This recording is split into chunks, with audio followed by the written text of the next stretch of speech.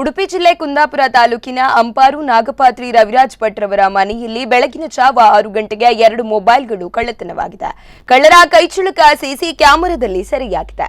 ಅಂಪಾರಿನ ಪಾತ್ರಿಯವರ ಸ್ವಗೃಹದಲ್ಲಿ ನಾಗಮಂಡಲದ 1ನೇ ವರ್ಷದ ವರ್ಧಂತಿ ಪ್ರಯುಕ್ತ ಯಕ್ಷಗಾನ ಸೇವೆ ಆಟ ಕಾರ್ಯಕ್ರಮ ಜರುಗಿತ್ತು. ಪೆರಡೂರು ಮೇಳದ ಕಲಾವಿದರಿಂದ ಯಕ್ಷಗಾನದ ಸೇವೆಯಾಟ ಇದ್ದದರಿಂದ ತಾಲೂಕಿನ ಮೂಲೆ ಮೂಲೆಯಿಂದ ಸಾವಿರಾರು ಯಕ್ಷಪ್ರಿಯರು ಆಗಮಿಸಿದ್ರು.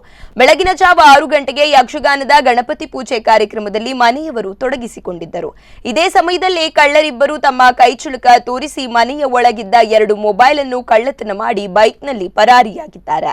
ಇಬ್ಬರು ವ್ಯಕ್ತಿಗಳ ಮುಖಚಹರೆ ಸಿಸಿಟಿವಿ ಕ್ಯಾಮೆರಾದಲ್ಲಿ ಸೆರೆ ಸಿಕ್ಕಿದ್ದು ಖದೀಮರ ಪತ್ತೆಗೆ ಪೊಲೀಸರು ಬಲೆ ಬೀಸಿದ್ದಾರೆ. ನೀಲಿ ಕಲರ್